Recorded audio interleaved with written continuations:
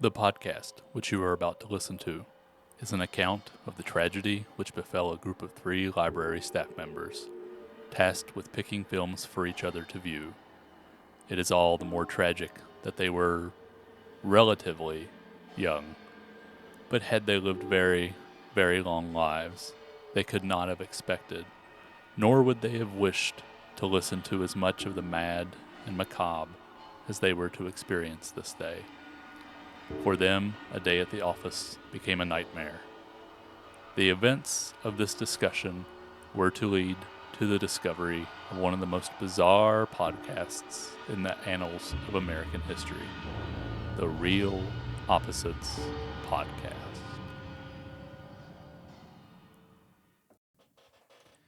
Hey everyone, and welcome back to The Real Opposites. I'm Aaron. I'm Josh. I'm Tobey. And we are back this episode to discuss Stand By Me from Rob Reiner. Yes. And Stephen King. And of course Stephen King. But we chose this because of the untimely death of Rob Reiner. And Yeah. his wife. Who, starting with, this would have been his, so like this is Spinal Tap would have been like the first movie. I think it might have been the first movie he made, but starting this run for almost 10 years of This is Spinal Tap, Stand By Me, When Harry Met Sally, Misery, A Few Good Men, and Princess Bride. Yeah. So like That's quite a range. it's an all-time run of like really like none of those movies have like any real faults. Right. Like they're all just like pitch perfect. Yeah. Few Good Men I think is the weakest one, but like it's still a great movie. Like among courtroom dramas, it's one of the best. And the range of those movies Yeah. is incredible. Right, Like that's true. I mean, like I've never. This is my first time watching Stand By Me. Oh wow. Yeah, so that was crazy. Like at least all the way through. Like I understand. People made references to Stand By Me, and it's so pervasive in the cultural context that like. I understand when someone's like, "Want to go see a dead body?" Like, I get, I understand the references to it, but I had never sat down and actually watched it. And it was so surprisingly heartwarming and tense and like sad at the Oh, end yeah. too. Like that, this was a beautiful movie. I mean, I like This is Spinal Tap. I really love The Princess Bride.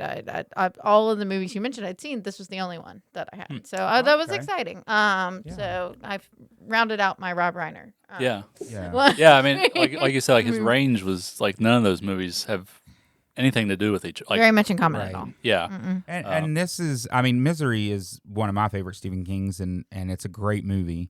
And it follows pretty much along with the book. There's a few things cut out or changed, but this is another one that is just another good adaptation of a Stephen King. It was a novella. It was The Body, was the name of it, but it's a good little adaptation of it. And I guess this one is Stephen King that's like semi-autobiographical is what I read somewhere. I would imagine like some of these characters are based on either him. There's like little he, pieces. He definitely seems like Gordy, because I think Gordy's a writer, and I mean I definitely feel like that's the Stephen King proxy. Yeah. Is Gordy. Which King usually puts a little bit of his life in just about every book. Yeah. There just like Pet Sematary, it was one of his scariest he wrote because his son, I don't know which one, they lived near a road and one of them ran out and almost ran in front of a semi. Yeah. And then he took that idea and was like, what if my kid did run in front of a semi? Yeah. And then wrote the book. So he kind of takes little things from his life and turns them into a book anyways. I think one of the best things like a writer can be is just observant of right. everyday life and have the imagination to like take a nugget that happens to you and expand on that, in a creative way. Right. For me, like Stand By Me, it was like when I was a kid, it was like a staple. It was like always on. I think it was one of the few VHS tapes we had, and I think they ran it on TV a good bit. But like, it's funny. Like it's been a few years since I've seen it, and like watching it again, it's one of those movies that plays like a soundtrack. Like I know the next sound effect, the next line of dialogue, the next Yeah. song that's going to play. Just because it was such a integral part of my childhood. And it was one of my dad's favorite movies too, and we watched it a lot. And I think a lot of it hit for him. Right. I mean, we never talked about it, but I feel like a lot his upbringing very much, I think, mirrored the Chris River Phoenix. Okay. So watching it again, and it's been years, and putting everything into context of like my history with the movie and with him, and it was really it really hit hard Yeah. at 42 years old versus 10 years ago. Right.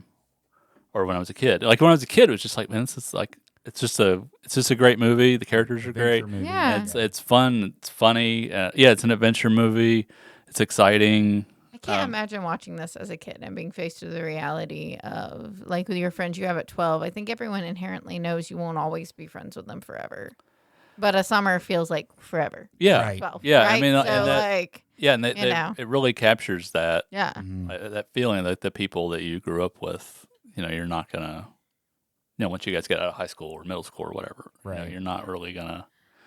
Everyone goes their separate ways, Yeah. And for, like, I mean, I feel like that's got to be, I do feel like everyone has a friend who is a little more sapient of the way the world works than Yeah, everyone else. yeah. Because children hopefully are somewhat sheltered, but some kids have to grow up fast. Yeah. No, it's true. And so, like, the idea, I mean, the moment that really made me sad was when Chris and Gordy are talking, and he's like, Gordy, we're not going to be hanging out anymore because you're going to go into the college courses and we're going to be in shop class. Yeah. And, like, and Gordy's like, well, I'll just go to shop class. And he's like, no. No, you're too smart you're for too that. smart Yeah. for that. That's not how life works. And I really loved that, like, what ended up happening is that Gordy kind of pulled Chris up with him, which was really sweet. But And then the sudden, like, he's just randomly stabbed gone. outside of Murdered, a restaurant, I think, or something. I had a I friend. completely forgot about that, and I was like, Jesus That- Christ. I knew it was coming. I remember the fade off scene where Yeah. he like fades away, but I couldn't remember why. And then like when they said it did hit, and I think the whole movie did hit different being older because it's probably been Yeah. a long time since I sat down and watched it. I've seen bits and pieces here and there over the years, but to actually watch it all the way through, it has been a long time. But it was still one of those, like you said, the next thing that's happening, the Yeah. next song that's playing, and I think it has a great soundtrack. Oh, yeah, I mean, It does. Love the the music, soundtrack. the music's great. I love the little, It just fits. It really gives it a sense of place. well, yeah, but I feels. love the reorchestration of the Stand By Me melody Yeah. in the score. I mean, like it broke me This- watching this. Well, I had a friend 2 years ago who was randomly shot by a stranger. There's like still they'd have no idea what happened to him. There are no leads, and so like that very ending where it's like, oh yeah, well, the senseless act of violence, Yeah. Yeah.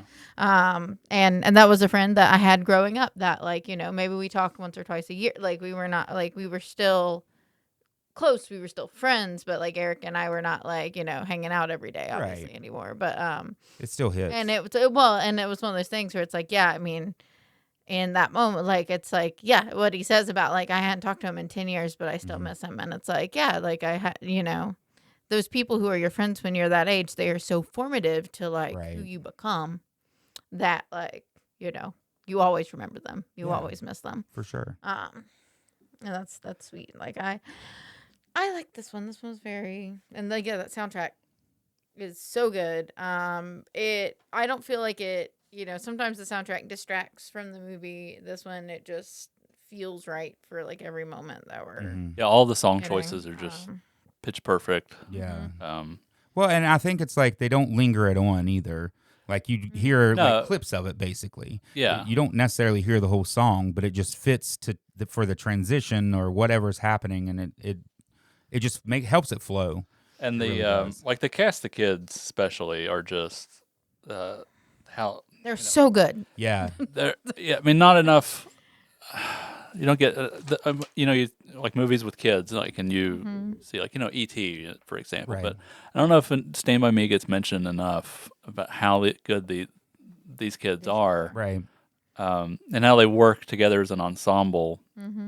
Um, and it's not, and I like that it's not cookie cutter. The kids talk like kids, Right. especially They do. kids that like 12, 13 years old. Yeah, we just learned how to use curse words. So Yeah. I use them as freely and as 100%. like Yeah. as I can. Or Which I think, I mean, a lot of this is definitely an inspiration for stuff like Stranger Things, like this group of kids, and they're at that age where they're starting to transition into young adults, and Right. but yeah, River, like it's hard to watch River Phoenix just because he was so good, such a And- great actor, died so young. and yeah, I mean, I think it was like 3 years or not 3, 6 or 7 years later, like he's gone, Right. and it's so I mean there was a lot of emotions watching this again, and then the adult actors too, like Marshall Bell, who plays Gordy's dad. He was like kind of a staple in a lot of 80s. He's a character actor. He's a Yeah, everything. yeah, he's not a guy like he's not headlining a movie, but he shows up and he's like, man, rock solid. Yeah. That like distant kind of look he has where he's just not there. I forgot that Kiefer Sutherland was in it. Oh yeah, Yeah. as He's like Ace, the worst bad of guy. the worst. Yeah. He Funny sucks story. so bad. We were watching it last night, and then I was like, at the end, I was like, I totally forgot that was Kiefer Sutherland. And then, like, I got on Facebook, and it was like, Kiefer Sutherland has been arrested. Oh Oh, really? I don't remember what for, but yeah, Oh, jeez. it was like right after I watched him I be the mean, bad guy. He plays a villain and a bully so well in everything Yeah. he's ever been in. Yeah. And like I mean, I'm sure he's not. I hope he's not actually like a bad guy. But Well, I know he's had issues with drugs. Oh, Over alleged assault of rideshare driver. oh So, like, he attacked an Uber driver, I guess. no, Who knows? allegedly. Yeah. I don't know. Allegedly. But I just thought it was funny that I forgot that he was in it. He plays the bad guy, Yeah. and then the first thing I see is he got arrested. And I love, I like, poor Chris. Like his like, man, my brother is kind of a POS, and that has ruined my like life as a kid in this like little town where it's like, yeah, I mean, I think it goes either way. Like if you have older siblings and you grow up in the same small town that your older siblings went to school in, You're in their shadow Your regardless, reputation, good or bad. their reputation is your reputation, Yeah, good or bad. for sure. And like so, and good is sometimes not great because if were better than you at Right. things, or like they were athletic and you're not, or like they're like, oh, why don't you? I mean, I think Gordy deals with that too, with a little bit with Danny, where they're like, you play football, and he's like, no. What do you do? I don't know. Right. Like I'm 12, man. Let me figure it out. And like seeing a little baby John Cusack was like, Oh yeah, playing his brother. yeah, Yeah, it's so Gordy's sweet. brother. Yeah. Yeah. Yeah, I mean he's only in for like what, one scene. Yeah, but it's so Yeah, he's it's a couple, great but it's touching. a great scene. Yeah. And I mean, and they're all like, I mean, this was Kiefer Sutherland, one of his first movies. Mm-hmm. It's still pretty early for like John Cusack outside of the John Hughes movies. Mm-hmm. And yeah, I mean, they're all like, that's part of like what Reiner was so good at is casting. Mm-hmm. Like if you think like looking at all those movies, there's nobody better for each role. You think of anybody else, Right, yeah. anybody else besides Kathy Bates in Misery, No. anybody Not at else all. aside from Carrie Ells or Robin Wright in Princess Yeah, Bride, yeah. like Mm. it's perfect. No. Jack, That's true. That is is anybody else gonna say you can't handle the truth better than Jack Nicholson? Right. Like no. That's and the kids casting in this is so perfect. And it's so hard to cast kids well. I feel Yeah, like, it is. because you never know, and you don't know how they're. I mean, at least for a movie, I feel like it's easier than like for a show or something because you don't. Child actors do not always translate to great adult actors. So I feel like casting a sure. kid for a show is always like a risk. But like this, Yeah. like they feel perfect. They feel it. This feels like a real group of friends. They've all got their own like archetype within that group. And little baby, it took me a minute to recognize that it was Will Wheaton. Because I was like, watching it, and I was like, why do I? Oh, that's Wesley Crusher, like like a couple years earlier. Yeah, And and I saw on here that which I thought about it the whole way through because Corey Feldman's been back in the news a lot lately. With his band. His band, his documentaries, his Oh, claims of his- what has happened to him when he was a child, all kinds of wild his stuff. adult Yeah. acting is not Um, ideal, I will say. A lot of it is I've just seen him in. a lot of wildness, but Mhm. I thought it was funny because the whole way through I was like, man, knowing what I know now about Corey Feldman, he is so much that kid. Yeah. And it's like it talks here that he's done several interviews saying that Teddy was the closest to his personality and personal life at the time. And like that's what I kept saying the whole way through. I was just like, man, that's just Corey Feldman. Yeah, the kids Like, are he's just wild. all the kids just feel authentic. Right. Yeah, they Like feel they like don't who feel like they they're are. playing characters. Right. Not at They just- all. And Rob Reiner being an actor first and foremost when he was on All in the Family. Right. Like he comes at it from a different perspective than somebody who's just directing, Right. Because he knows what it's like. And a lot of like actors turn directors, I feel like they really end up becoming good directors of actors because they know what the process is and how it. They can relate. Yeah, They how can really it bring that works. out of people. Being being a Stephen King adaptation. I know I was noticing. So I think they mentioned early on that it takes place in Castle Rock, It does. but they say like Castle Rock, like Oregon or something. It's like in the Northwest. I It's don't- not. I didn't It's pay not. They don't say attention, like yeah. Castle Rock. 'Cause Maine. It is in Maine. Maine. Yeah. Yeah. They don't say Maine because I was like, oh, it's not. And it's didn't know clearly this. not Maine Okay. either. Like the Right. locations. Yeah. But I think it was it was somewhere in the Northwest. Oh, okay. Um, For some reason, I just remember hearing Castle Rock, but that's probably just where my brain stopped. That's what I remember. But then, they also said the state as well. Yeah. So. But as with most of his stories, there's a lot, like the connections are in the book, Yeah. but just like, the dog Chopper, it's kind of Cujo. Cujo. Yeah. Teddy DeChamp is in Carrie, his first book. She destroys the gas station he works at, and some different things. Ace Merrill is later in Needful Things.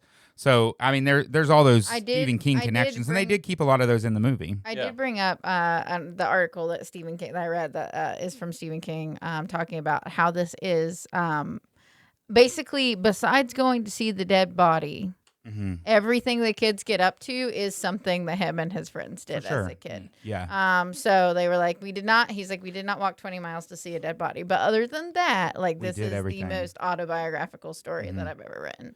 Well, it says that when Rob Reiner screened the movie, he noticed that King was visibly shaking and wasn't speaking. He left the room and upon his return told Reiner that the movie was the best adaptation of his work he'd ever seen. Which this also claims that Rob Reiner had considered this his best film ever made. Yeah.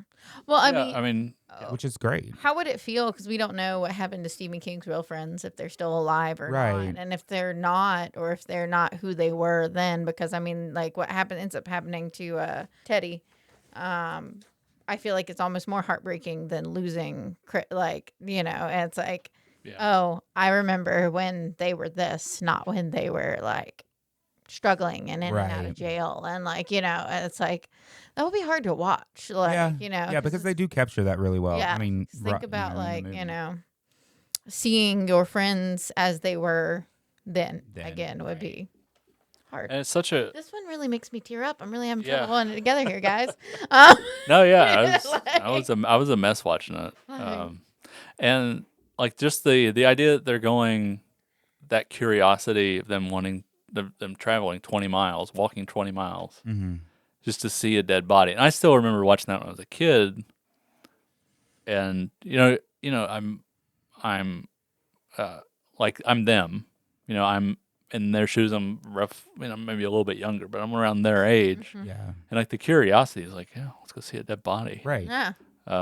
And then the realization when you get there, and it's like What that really means. it's them, like Yeah. it's just some kid their age that yeah. Yeah. got hit, Yep. and No Yeah. longer. That almost and happened. instead, That Yeah. train scene is so tense. Oh yeah. And like You just want to kick Jerry O'Connell, be like, Oh, get yeah. up, get up, get up. Yeah. because It's just like stop crawling. you know it's coming, right? Like you know. Oh yeah, you know there's going to be a train there coming is as going soon to as be they a see the train. bridge. Yeah. And it's like, oh my God, that's terrifying. And and I get like I do get the kid crawling across the because like I'm terrified of heights. Yeah. So like I get it, but it's also like, oh man, you should have walked around or gone swam through the river, man. Like I don't know. I mean, there's a 'cause, train like, coming. You there's a gotta, train you coming, gotta, you gotta run. go. Um, But yeah, no, like that is like that were the most memorable. Is like that's the bridge scene, the lard ass scene, Mhm. That's very fun. the pie eating contest. Yeah. And That what was a- that like when I was a kid. That was my favorite scene. what a 'cause it's just, like- 12-year-old story, right? Right. It It's just barfs everywhere. Just barf. And I so love- much barf. And I love that. I think it's Teddy afterwards. It's like, or Vern. It's like, well, what happened next? And he's like, Yeah. well, that's the story. Teddy's the one that is like, Man. well, maybe he goes home and then he kills Oh somebody. yeah, yeah, Yeah. Like, Teddy. calm down. It's a good story. I just didn't like the ending. Calm Anyway. down, Corey Feldman. But, I mean, I don't know. They're just it is a truly like there was not a single part of this movie I was like I'd rather be doing something else Yeah, than watching this. It's It's so a perfect good. movie. Yeah, it does, and it's such a good coming of age adventure. It just captures, like we said, that age really well, and the things that you deal with at that point in life. Well, it's the epitome of though. Also, like it's not the destination; it's the journey, right? Like because like Right. 90% of the movie is them walking there. It's not for like, sure. finding the body. It's not dealing with the bullies. It's not. Because like I said, I'd never seen it, and when Mhm. the kid brings the gun, I'm like, all right, well, who's getting shot? Right. Like who is accidentally dying because someone brought? Because like I didn't know fully like what the full ending was. Mhm.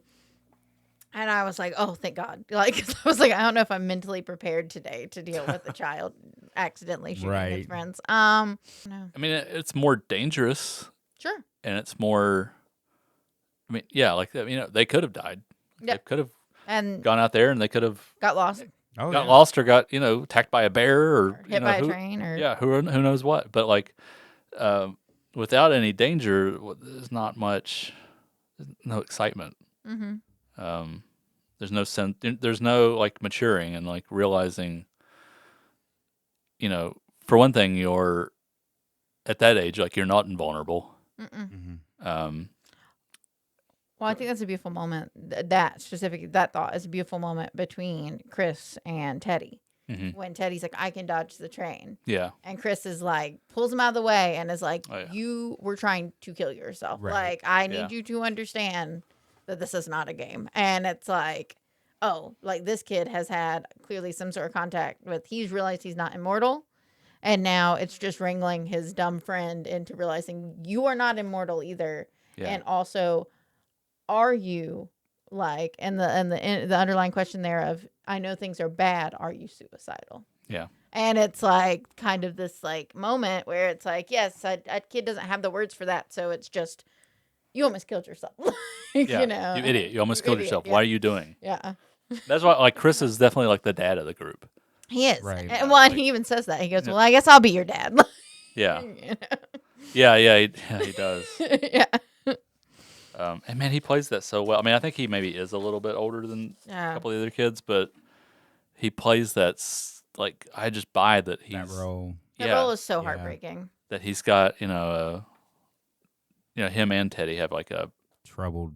troubled father, like Yeah. family life, and Vern seems to have kind of a better, more stable childhood than the other kids. Besides that, he gets picked on for being the fat kid, which Yeah, and he's a little ditzy. he's Vern kind of reminded me of what the kid from It that's like his mom's really like Yeah. take all of the vitamins and like Right. wash your hand that's watching this again like now I've seen the It and I've he's like watched some of it. overparented. Yeah, his overparent is Right.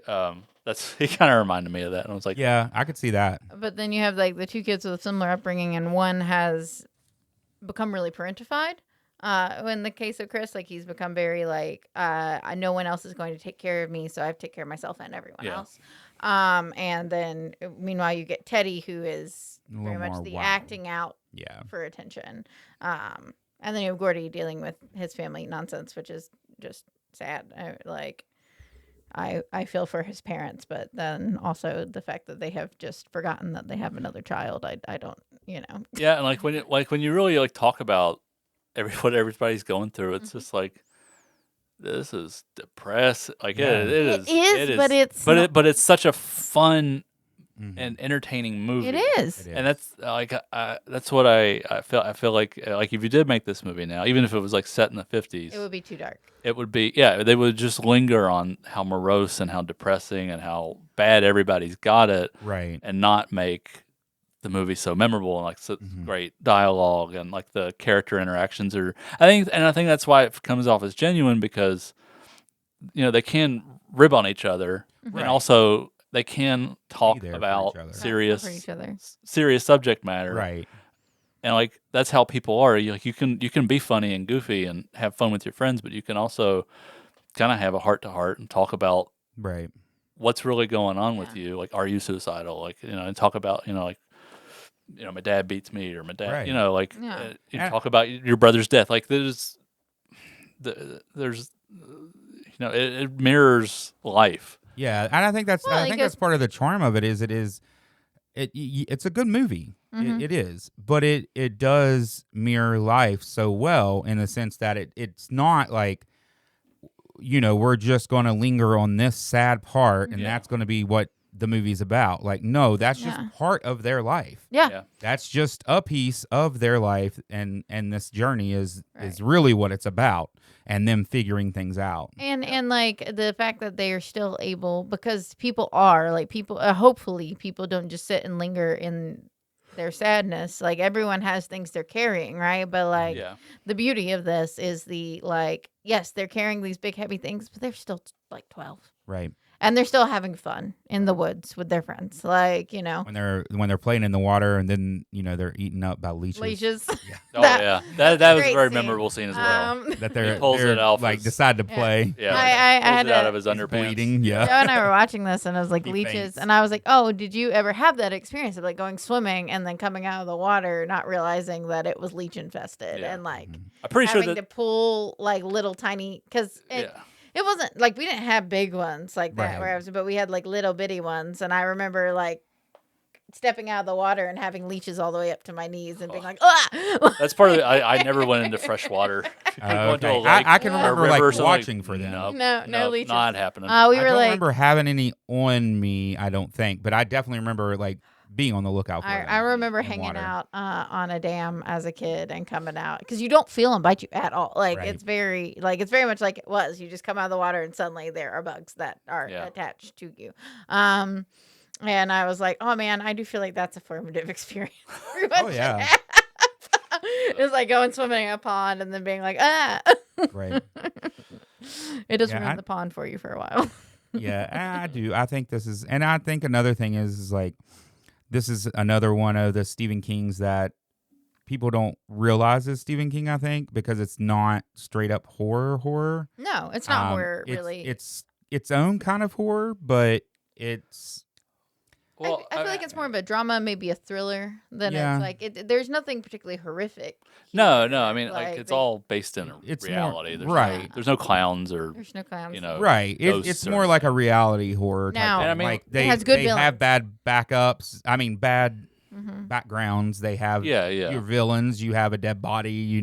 Something tragic that happened. Yeah. But it's not like what most people think of when they think of Stephen King. I mean, and this is one Stephen of King the does write ones. good bullies. And Rob Reiner really carried off a great man. I hate Kiefer Sutherland in this. I hate him. I hate Eyeball too. Which why is that his name? But anyway, not? and all of their friends, they're awful. Like he took his dead brother's hat, and they never got it back. And I'm like, it's like that guy's the worst. And he knew his brother, so he knew what he was doing and was just like, it doesn't matter. Like that kid's a sociopath. Like I don't know what's wrong with him, but like it's very clear. I mean, the idea of I haven't heard of anybody knocking a mailbox over in like I mean, it happened to us, like, because I Yeah. lived out in the country growing up, so like people would hit people's mailboxes, Yeah. but like I haven't heard of that happening in 20 years. You know, Like you can't. There's cameras everywhere. Yeah, everybody's got a ring. your friend videos it while you do it, like That too. But if not, you're caught on all the Ring cameras. on the Ring cameras and One thing I'm thinking about now that I'm thinking about Rob Reiner's movies is like all the ones that are based on novels. So Stand By Me, Princess Bride, Misery. I can't remember if A Few Good Men's based. I don't know. It's Aaron Sorkin. So I think these three, there's like a common. For one thing, they're all like 90 to 100 minutes. This one's even like shorter. I think it's just like 89 minutes. But they all kind of almost have like the beginning is almost like you're opening a book, and like you're getting through the first couple pages, which there's are a like narrator. are blank, Yeah. and like so you're kind of setting yourself up. So like just the opening of Richard Dreyfuss just sitting in his Jeep. It's just sitting there. He's just thinking, pondering, Right. and then a couple kids go by on bikes, and Princess Bride, kind of literally opens True. a book Yeah. to a certain degree, and Misery, like you have just him. I think he's just driving through, all these curvy Right. roads in the mountains, but they all kind of have this little bookend as well. I don't know. He had a really great talent for Storytelling. just being a just being a storyteller, but also feeling like for all those movies, Misery too. They're intensely watchable and It kind of eases you into comforting. the world. Yeah. Misery in a weird way. Oh yeah. I love Misery. And so I don't know. I was just thinking about that. Like his approach to adapting a novel is it simultaneously like takes his time, but doesn't waste time. There's not a single frame or scene in any of those movies that isn't giving you information about the character and moving the story forward, or being just entertaining and Right. And that I think King also noticed that because I read that because of the way this movie was and how much he liked it is the only reason he sold the rights for Misery to Rob Reiner. Yeah. Specifically to him. Right. Yeah. And which he did an amazing job with that one too. Well, you're just like you're sinking in like this style of storytelling. You're just sinking into the like suspension of disbelief, right? Like so, like both this and they have a narrator at the beginning, and that slowly fades out into the action that's happening. So it's just like this slow step from like you're sitting down to watch a movie, the action is starting on the setting the scene. There's a narration, and then the narration fades out to like the actual happening, and it's like this like slowly opening that door is beautiful. Like that's a great way to do it because like I don't think you realize as those steps progress, right? You don't realize like we've lost the narrator, now we're here. It just seamlessly like happens, and then he perfectly brings in Gordy's voiceover at various spots that just like. They're so natural you don't even notice. Like it's just subconscious. He said sick 'em boy, and I heard sick balls. Like, like, it's man, it's a perfect movie. it's beautiful, and it doesn't take you out of it, but it does like give you a moment of oh yeah, I'm reading a story, like I'm safe. Like it's not I'm not living like these kids are, or at least Gordy's gonna be okay at the end of it. Like you don't know that everyone else is going to be, but Gordy's telling you the story. And I think the Princess Bride does that too. It has these little breaks in the action. But it does feel very much like when you're reading a book and slowly it's not just words on a page anymore, but it's like this whole, I mean, if you have a visual imagination, I guess some people don't, then it just becomes pictures in your head as you read. Yeah. And the you're hearing the characters talk. Physical act of reading becomes secondary. Then he's a absolutely phenomenal storyteller in this. But yeah, it's definitely hard to beat that run he had for 10 years. And I mean, I don't think I wouldn't have known when I was hearing about these movies that it was all the same director, but they are movies that I feel they get referenced like they're so ingrained in the like Misery is and The Princess Bride and A Few Good Men are like just are so ingrained in the like physical consciousness, like in the like social consciousness. Mhm. They get quoted all the time by people and stuff. Like, Oh yeah, when Few Good Men came out, like everyone at any it was you like can't that. handle the truth all Yeah. the time. Yeah. It was like Yeah. that, like Terminator 2. You had Hasta La Vista, and it was the same thing with like A Few Mhm. Good Men. It was like those two. Everyone was saying those things Yeah. at any, even if it didn't really make sense. Right. To say Yeah. that. People Yep. still quoted it, all the time. even though the rest like there's a lot of other movie in there Yeah, but that's really good, that's the scene that sticks with people. Right. but like that one line is, iconic. Right. Yeah, it's sad that he's gone, and but he left us What with a a legacy. lot of great movies. Yeah. Yeah, for sure. I mean, directing some of the most quotable, memorable movies for a generation is. I mean, Oh, yeah. that's And I do what a think- legacy to live behind. Yeah, and I do think this one was a great one to do Mm-hmm. in honor of him. It does capture a lot of it, just how good it was. Yeah, and I mean he How like good he you said, was. like it was his favorite movie that he made, Right. Mm-hmm. and I think it best captures his strengths as a director and as a Mhm. human being is the intense empathy he had for his characters, and the no matter the subject matter, the intense watchability Mm-hmm. of Right. his movies. Like you just can't. Just pulls you in. Yeah, they're just so easy to watch hmm and so affable and comforting that you can't not watch them. Yeah. Right. So I think that covers Stand By Me. There's Yeah, there's I just think a so. deep understanding of humanity within Stand By Me, and Yeah. I love that one. So glad I you ended up really liking it. loved it. Yeah. Yeah. Well, I figured I would. I like that's the kind of movie that I enjoy. Mhm. I love Kids on Bikes in general in all of its forms. Like I'm a huge Stranger Things fan.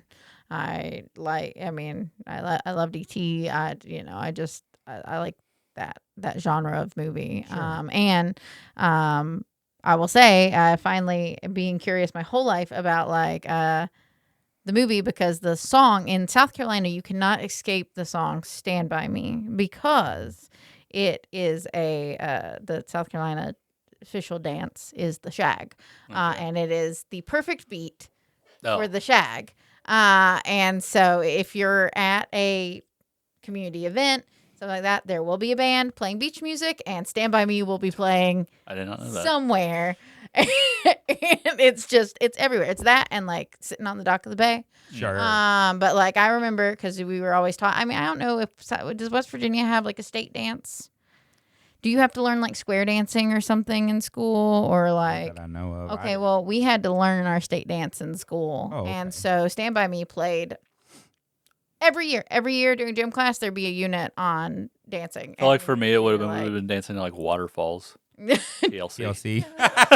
like, probably the same. Like the same kind of like Right. chill, slow. It's Very